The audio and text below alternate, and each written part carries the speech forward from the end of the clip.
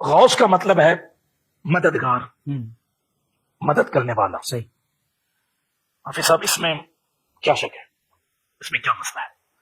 ہمیں تو مسئلہ نہیں، جنہیں مسئلہ ہے وہ ویسے ہی مسئلہ الجھے رہتا ہے، اسی لیے انہیں مسئلہ ہے۔ غوث کہتے ہیں مدد کرنے والا، اور غوث اعظم کا مطلب ہے سب سے زیادہ مدد کرنے والا، سب سے بڑی مدد کرنے والا، ٹھیک ہے؟ اور اللہ تبارک و تعالیٰ نے آپ کو غوثیت کبریٰ کے منصب پر فائز کیا ہے، اور جو غوثیت کبریٰ کے منصب پر فائز ہوتا ہے وہ غوث اعظم بھی ہوتا ہے۔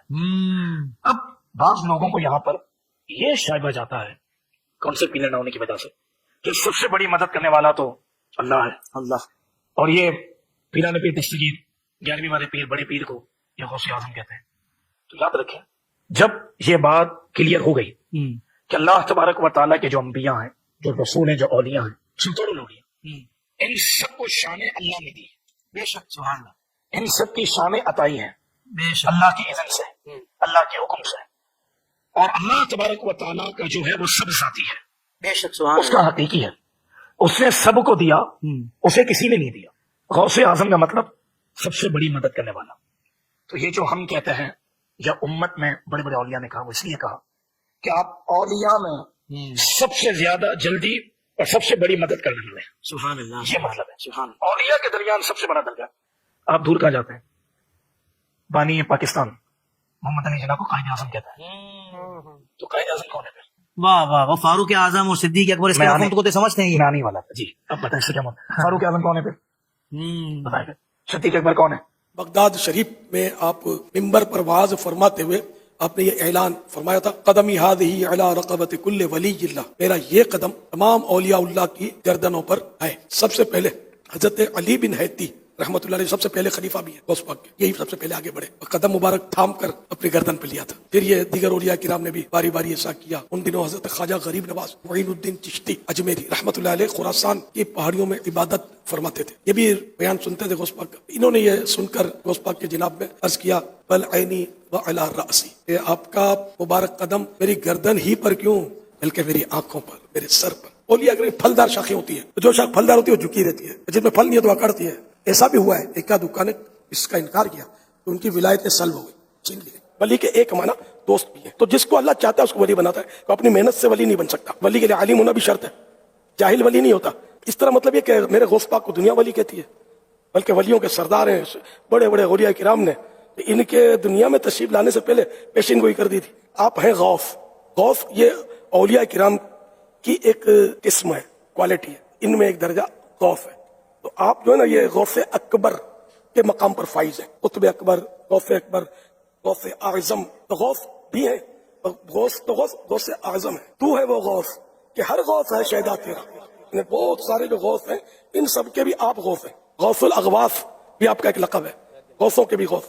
غوث کے ایک لفظی معنی تو فریاد رس ہے، بہرحال ولیوں کی یہ اعلیٰ قسم ہے۔ اچھا، آپ اکثر جو ہے نبی صلی اللہ علیہ وسلم کے نام کے ساتھ امام اعظم بولتے ہیں صلی اللہ علیہ وآلہ وسلم، جبکہ بریلوی اور دیوبندی جو ہے امام ابو حنیفہ رحمہ اللہ کے ساتھ امام اعظم بولتے ہیں، تو آپ نبی صلی اللہ علیہ وسلم کے لیے قائد اعظم کا لفظ استعمال کیوں نہیں کرتے؟ قائد اعظم کا لفظ بھی استعمال کر سکتے ہیں، ہمیں کوئی اعتراض نہیں ہے، لیکن امام جو ہے نا یہ بیسیکلی ایک ریلیجس ٹرم ہے۔ کبھی امام حسین علیہ السلام کو کسی نے قائد حسین علیہ السلام نہیں کہا، کیونکہ قائد تو ہماری انڈیا پاکستان بنگلہ دیش کی ٹرمنالوجیز ہے نا، قائد کہتے ہیں لیڈر کو، لیکن یہ تو ایک بالکل چھوٹا سا ورڈ ہے۔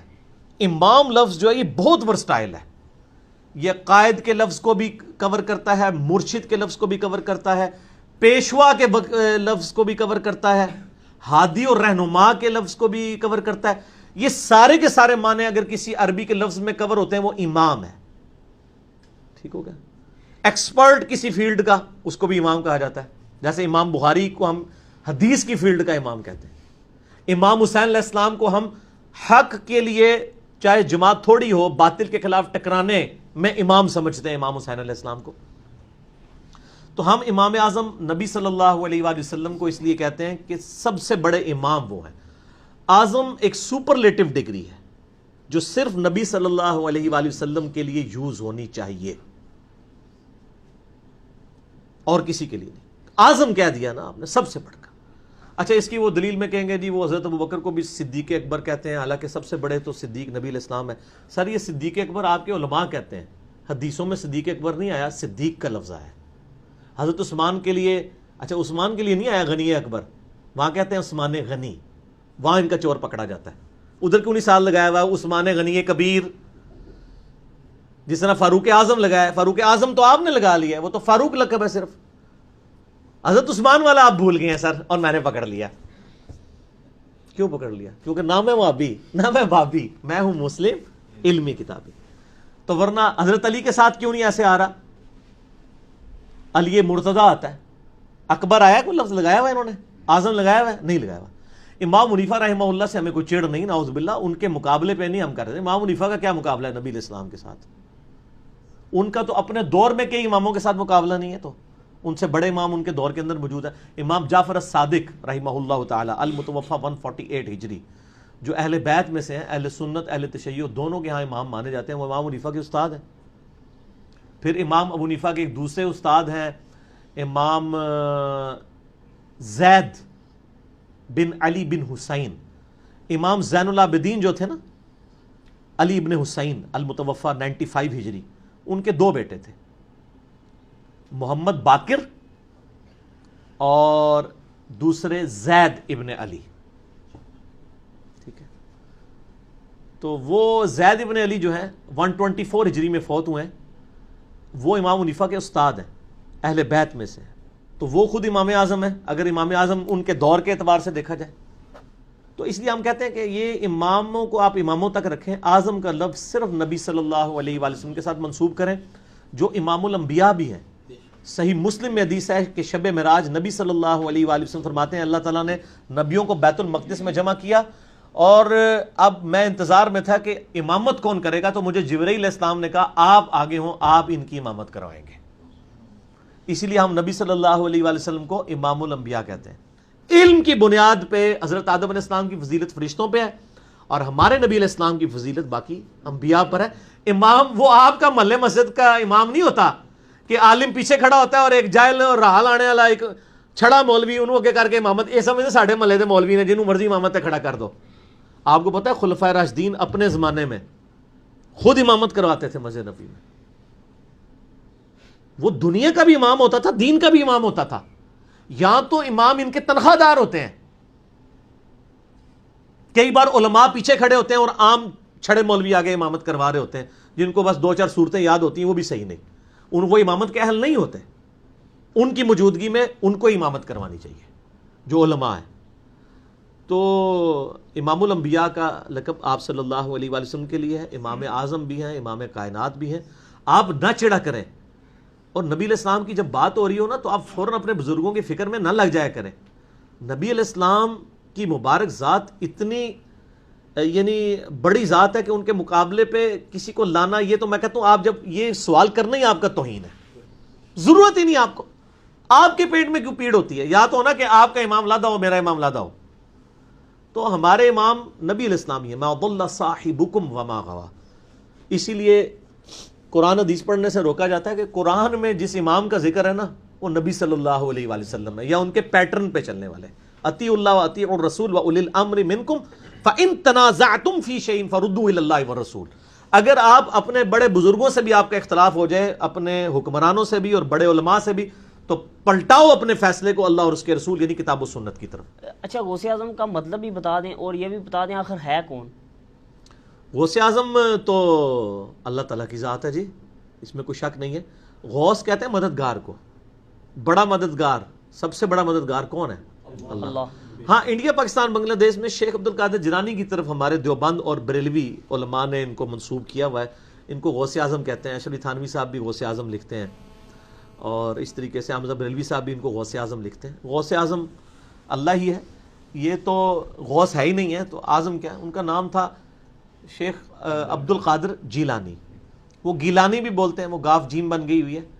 تو شیخ عبد القادر جیلانی کی طرف یہ منسوب کیا. المتوفی 561 ہجری، ایک عالم دین گزرے ہیں 6ٹھی صدی ہجری کے اندر، 561 ہجری میں فوت ہوئے. ان کے اوپر میرا ایک کلپ بھی ہے شیخ عبد القادر جیلانی رحمۃ اللہ علیہ 11 بلکہ اس کا نام ہے 11ویں والے پیر کی نماز کا طریقہ، اسے صرف 11ویں کھانے کے لیے ہے. تو وہ غوث اعظم ان کو ویسے کہتے ہیں، انہوں نے کہیں نہیں کہا، نہ ان کو کسی نے کہا ہے، یہ لوگوں نے ان کی طرف منسوب کیا. یہ لقب غلط ہے، یہ لفظ استعمال نہیں کرنا چاہیے. یہ ساری ٹرمنالوجیز جو اعظم اور ان بڑی بڑی جو ہیں، یہ یعنی اگر تکوینی امور سے تعلق رکھتی ہیں تو وہ اللہ کی طرف منسوب ہوں گی، اگر وہ دین کے امامت کے پوائنٹ آف ویو سے ہیں تو وہ نبی علیہ السلام کی طرف منسوب ہوں گی، اور کسی کی طرف نہ منسوب کریں. ان لوگوں نے کبھی حضرت علی علیہ السلام کو تو غوث اعظم نہیں کہا، کبھی بھی نہیں کہیں گے، کیونکہ انہوں نے ٹرم بنائی ہے. اور پھر آپ دیکھیں انہوں نے یہ مشہور کیا ہوا ہے کہ چوں محمد درمیان انبیاء، غوث اعظم اسی طرح غوث اعظم درمیان اولیاء. وہ کہتے ہیں جس طرح نبی صلی اللہ علیہ وآلہ وسلم کا مرتبہ نبیوں میں ہے نا، اسی طریقے سے شیخ عبد القادر جیلانی کا مرتبہ اولیاء میں ہے. کتنا بڑا جھوٹ ہے. صحابہ کرام کیا نبی ہیں؟ تو اولیاء کی کیٹیگری میں آتے ہیں. صحابی تو ان کا ایک ٹائٹل ہے نا، وہ علیحدہ چیز ہے. ٹرم جو قرآن و سنت میں آئی ہے وہ تو یا نبی آئی ہے، اور غیر نبی جو نیک ہوتا ہے ولی، اسی میں آگے آپ شہید صدیق وہ تو مرتبے ہیں. ٹرمز دو ہی ہیں نیک بندوں کی، نبی اور غیر نبی. غیر نبی کو آپ ولی کہتے ہیں جو نیک ہو. قرآن میں بھی ہے نا کہ کچھ اولیاء اللہ ہوتے ہیں، کچھ اولیاء طاغوت ہوتے ہیں، شیطان کے اولیاء ہوتے ہیں، کچھ اللہ کے اولیاء. امام حمزہ بریلوی صاحب سے احکام شریعت میں یہ سوال ہوا کہ اولیاء اللہ کے سردار کون ہیں، تو انہوں نے کہا حضرت ابو بکر صدیق رضی اللہ تعالیٰ عنہ. انہوں نے شیخ عبد القادر جیلانی کا نام نہیں لیا. یہ حمزہ بریلوی صاحب کی میں بات کر رہا ہوں. تو سر یہ جعلی شعر اپنی مسجدوں سے ہٹائیں، ٹھیک ہے، یہ کام چھوڑ دیں. آپ لوگ اگر خلفائے راشدین تک رہتے نا تو آپ کو ہدایت بھی مل جاتی. علیکم بسنتی وسنت الخلفاء الراشدین المہدیین، ابو داؤد ترمذی نسائی ابن ماجہ، تم پر میری سنت اور میرے خلفائے راشدین کی سنت لازم ہے. تو یہ تو پھر اپنے لوگوں کے ساتھ منسوخ کیا. بزرگوں کو ہمیں کوئی دشمنی نہیں ہے. آج اگر ہم حضرت عیسیٰ علیہ السلام کے بارے میں جو لوگ غلط عقیدے ہیں بیان کرتے ہیں، ہم کہتے ہیں حضرت عیسیٰ اللہ کے بیٹے نہیں ہیں، وہ اللہ کے بندے ہیں. قرآن میں تو یہاں تک ہے وہ روٹی کھانے کے محتاج تھے، سورہ مائدہ آیت نمبر 75 میں. تو یہ حضرت عیسیٰ کی توہین نہیں ہو رہی ہوتی، یہ بتایا جا رہا ہوتا ہے ان کو خدا نہ مانے. آپ کے بزرگوں کی ہم کوئی توہین نہیں کرتے، وہ ہمارے بھی بزرگ ہیں. ہم یہ کہتے ہیں کہ ان کو نبی نہ مانیں، ان کو صحابہ کے مرتبے پہ نہ لے جائیں، ان کو جدھر ہے نا ادھر ہی رہنے دیں. اس سے نیچے بھی نہ کریں، اس سے اوپر بھی نہ کریں. آپ کے دل کی خواہشات کا تو ہم کچھ نہیں کر سکتے. تو علم کی یہ دنیا ہے، تو علم کے میدان میں جذبات کی کوئی حیثیت نہیں. سر یہ بزرگوں نے کیا کیا ہے؟ نگاہیں مارتے رہے ہیں، وہ بھی کچھ نہیں کیا نگاہیں مار کے بھی، ٹھیک ہے نا، مار کے کام خراب کر دیا. پتہ نہیں مارتے نہیں. وہ میں ابھی وہ ایک دعوت اسلامی والوں نے کتاب چھاپی ہے کرامات غوث اعظم شیخ عبد القادر جیلانی. اس میں لکھا ہے کہ ایک مرید تھا، تو وہ اس نے نا ان کی وہ جو لوٹا تھا نا اس کی ٹوٹی قبلہ رخ نہیں رکھی ہوئی تھی، تو کو کتنے پہنچ دے جائے. تو وضو کروا کے اس نے لوٹا ایسے ہی رکھ دیتا. بیچارے کو مطلب غلطی ہوگی. انہیں جناب ایک نگاہ ماری تو مرید جلال کتاب نہ لاتے ہوئے جاں بحق ہو گیا. یہ لکھا ہوا ہے. اچھا یہ اسی سے لیا نا، اور یہ کتاب ہے بہجت الاسرار. بہجت الاسرار جو ہے نا ایک انسائکلوپیڈیا شیخ عبد القادر جیلانی کی کرامات کا، اسی سے یہ نقل کیا ہوا ہے. اچھا کہتے ہیں جناب پھر انہوں نے ایک نگاہ لوٹے کی طرف ماری، اس کی ٹوٹی سی. میں کہ یار وہ پہلی لوٹے تھے مار دیتے، مسئلہ ہی حل ہوتا، بندہ بچ جاتا. جھوٹ ہے. یعنی یہ ہم مذاق شیخ عبد القادر جیلانی کا نہیں اڑا رہے، ان کی طرف جھوٹ منسوب بالکل. اسی طرح ان کی طرف انہوں نے جھوٹ منسوب کیا کہ انہوں نے کہا ہے میں مشرق میں ہوں. یہ بہجت الاسرار میں لکھا ہے میں مشرق میں ہوں اور میرا مرید مغرب میں ہو، اس کا ستر کھل جائے تو میں اس کا ستر ڈھانپ دوں گا. تو میں نے اس پہ ان کو کہا تھا کہ یار اگر آپ اتنے کانفیڈنٹ ہیں، ٹھیک ہے جی، آپ کانفرنسز کراتے ہیں شیخ عبد القادر جیلانی کے نام کے اوپر، آپ اگر اتنے کانفیڈنٹ ہیں کہ میں سچا قادری ہوں، سچا قادری ہوئے گا جو پائی جی میڈیا دے کیمرے سامنے لوائے اور پھر کہ جی یا شیخ عبد القادر جیلانی اور نال ہی اپنی تہمت کھول دے، تو وہ آگے. ویسے میرا مشورہ یہ کرنے سے پہلے آپ انڈر ویئر پہن لیجئے گا، کیونکہ مجھے 100% یقین ہے کہ آپ جو ہے آپ کو بے عزتی کا سامنا کرنا پڑے گا. جب ہم یہ مذاق اڑاتے ہیں، یہ کہتے ہیں بزرگوں کا مذاق اڑا رہے ہیں. ہم بزرگوں کا نہیں اڑا رہے ہیں، بزرگوں کا مذاق آپ نے اڑوایا ہے. ہم نہیں کہتے کہ انہوں نے یہ باتیں کہی ہیں. قصیدہ غوثیہ میں اتنے کفریات لکھے ہوئے ہیں، اتنے شرکیہ باتیں لکھی ہوئی ہیں ان کا اسلام سے دور دور تک تعلق نہیں ہے. اور جو انہوں نے متکبرانہ دعوے کیے میں، یعنی کوئی شخص اس طرح کا دعویٰ کر سکتا ہے کہ تمام اولیاء کی گردن پہ میرا پاؤں ہے. جو بندہ اللہ کا نیک بندہ ہے وہ تو ڈرتا ہی رہتا ہے. وہ یہ تو حضرت ابوبکر صدیق نے دعویٰ نہیں کیا کہ تمام صحابہ کی گردن پہ میرا پاؤں ہے. ٹھیک ہو گیا نا. اس طرح کے یہ سارے دعوے جھوٹے ان کی طرف منسوب ہیں. انہوں نے یہ باتیں نہیں کی. شیخ عبد القادر جیلانی کی جو صحیح بات ہے وہ مجھے پتا ہے، میں آپ کو بتا دیتا ہوں. ان کو کسی نے بتایا کہ جی عید کا چاند نظر آ گیا. انہوں نے کہا کہ عبد القادر کی عید کا دن تو وہ ہوگا جس دن وہ اپنا ایمان بچا کے قبر میں اتر جائے. یہ بات ایک شریف النفس آدمی کر سکتا ہے. جو شخص یہ بات کر رہا ہے وہ یہ کیسے کہہ سکتا ہے کہ میں اس وقت تک جنت میں نہیں جاؤں گا جب تک سارے مرید نہ ساتھ لے جاؤں؟ جھوٹ بول رہے ہیں نا یہ. تو ہم نہیں مانتے کہ انہوں نے یہ باتیں کی ہیں. پہلے تو میں ان سے پوچھتا ہوں کہ آپ اپنے نام کے ساتھ قادری لکھتے ہیں اور اپنی نسبت شیخ عبد القادر جیلانی کے ساتھ کرتے ہیں، انہی کی وجہ سے قادری کہلاتے ہیں نا. تو شیخ عبد القادر جیلانی رحمہ اللہ کی طرف جو منسوب کتاب ہے غنیت الطالبین، اس کے شروع ہی میں نماز کا طریقہ انہوں نے لکھا ہوا ہے. اور وہ وہی طریقہ لکھا ہے جو بخاری اور مسلم میں موجود ہے. یعنی اللہ کے محبوب صلی اللہ علیہ وآلہ وسلم نماز میں رکوع میں جاتے وقت اور رکوع سے اٹھتے وقت رفع الیدین کرتے تھے، جس سے یہی بزرگوں کے ماننے والے کبھی کہتے ہیں مکھیاں مارنا، کبھی کہتے ہیں بت رکھ کے آتے تھے، کبھی کہتے ہیں یہ منسوخ ہو گیا. تو جس شیخ عبد القادر جیلانی رحمۃ اللہ علیہ کے نام پہ آپ لوگ عزتیں اویل کر رہے ہیں، ایون چندے اکٹھے کر کے اپنا سورس آف انکم جس شخصیت کو آپ نے بنایا ہے، وہ جس طریقے پہ نماز پڑھتی تھی وہ آپ نماز کا طریقہ پبلک میں کیوں نہیں بتاتے؟ پھر سچے قادری ہوں گے نا. آپ کا تو دعویٰ ہے وہ اولیاء اللہ کے سردار ہیں. اچھا، اولیاء اللہ کے سردار وہ نماز پڑھتے رہے جو منسوخ تھی؟ سردار تے چیک کر کے بنانا سی نا. نہیں، وہ حنبلی تھے. وہ حنبلی کو تو بعد میں ہم دیکھیں گے، پہلے تو ہم یہ دیکھیں گے. پہلے تو یہ بات ہے یہ جھوٹ ہے. نبی صلی اللہ علیہ وآلہ وسلم کی نماز کا طریقہ جو آپ کے نزدیک ختم ہو چکا، جو مکھیاں مارنا ہے نعوذ باللہ، اور کیا کیا آپ اس کے لیے نام رکھتے ہیں. آپ کے سب سے بڑے بزرگ اس طریقے پہ نماز پڑھتے تھے. جس بزرگ کو پوری زندگی یہی نہیں پتا چلا کہ نبی علیہ السلام نے نماز کس طریقے پہ پڑھی ہے، وہ آپ کے دلوں کے حال کیسے جانتے ہوں گے؟ پھکی ہے نا سر، الزامی جو آپ اینٹی وینم ساڑھے گل تو پھر ہی گلا نے، جسے خود نماز کا طریقہ نہیں پتا بقول آپ کے. پہلے تو انہیں حنفی کریں قبر سے نکال کے ریکویسٹ کر کے، لیکن اب تو کوئی فائدہ نہیں. کیا آپ اللہ تعالیٰ کی قدرت و اختیار کو کسی کا عطا کردہ سمجھتے ہیں؟ اگر نہیں تو کسی غیر اللہ میں غیر مستقل اور اللہ تعالیٰ کا عطا کردہ اختیار ماننے سے شرک و برابری کیسے ثابت ہوگی؟ اوے پرانے کوڑ قسم کے تواڈے دلائل نے. یہ میں نے اس پہ ریسرچ پیپر نمبر 3 لکھ دیا ہے، دعا صرف اللہ ہی سے، کہ جی ہم تو اللہ کی اطاعت سے مانتے ہیں، یہ کرتے ہیں وہ کرتے ہیں. بھائی جب اللہ کہہ رہا ہے میں نے یہ چیز اطاعت ہی نہیں کر رہی کسی کو، تو آپ کس نے اللہ کی اطاعت سے؟ میں کہوں کہ اگر اللہ کی اطاعت سے ہم کسی کی عبادت کر سکتے ہیں، یہ تو خدا کی ڈیفینیشن کے خلاف ہو جائے گا. خدا تو کبھی یہ نہیں کہے گا. سورہ آل عمران میں ہے کہ اللہ تعالیٰ کبھی تمہیں نہیں کہے گا کہ تم نبیوں کو یا فرشتوں کو رب مان لو اللہ کو چھوڑ کے.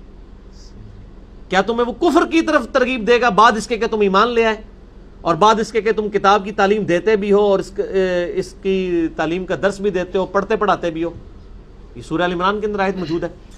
تو اللہ تعالیٰ کبھی بھی یہ، اس پہ میرا یوٹیوب پہ کلپ بھی ہے، من دون اللہ کون، اس میں میں نے یہ آیت بھی بریف کی ہے. اس طرح نہیں ہوگا میرے بھائی. اللہ تعالیٰ جو چیز چاہے گا نا وہی آپ کسی کے لیے مان سکتے ہیں. اللہ چاہے گا، آپ کے چاہنے سے اللہ نے نہیں چاہنا. آپ کہیں جی اللہ چاہے تو فرعون کو جنت میں اور موسیٰ کو دوزخ میں پھینک سکتے ہیں، ہم کہتے ہیں آپ کیسے یہ فیصلہ کر سکتے ہیں؟ اللہ تو کہتا ہے لا تبدیل لکلمات اللہ. فرعون ہی دوزخ میں جائے گا، موسیٰ جائیں گے جنت میں. کیونکہ اگر موسیٰ علیہ السلام کو جنت میں نہیں جائے تو اللہ کے کلمات بدل جائیں گے، اور جو کلمات بدل دے وہ اللہ ہی نہیں ہے. تو اللہ وہ ہے کہ اس نے مشکل کشائی اور حاجت روائی کے لیے دعا کے لیے کہا صرف مجھے پکارو. وہ اپنی یہ والا معاملہ کسی کو عطا بھی نہیں کرے گا. ظاہری اسباب لادہ معاملہ ہے، نبی سامنے موجود، آپ ان سے جا کے ضرور ریکویسٹ کریں، اس کے اوپر تو کوئی نہیں ہے. غائب میں نہیں مدد کے لیے پکار سکتے. ایاک نعبد و ایاک نستعین. دعا صرف اللہ ہی سے، میرا ریسرچ پیپر نمبر 3 ہے. اور مسئلہ نمبر 3 ہے ahlsunnatpak.com پہ دعا صرف اللہ ہی سے، وہ آپ دیکھ لیں. میں نے سارے اور ایک میرا یوٹیوب پہ کلپ ہے مفتی اکمل صاحب کے شیطانی دھوکے کا جواب کہ جی امی سے روٹی مانگیں گے شرک ہو جائے گا. یہ پرانے بہانے سن بھائی. انجینئر صاحب تو پہلے انہوں نے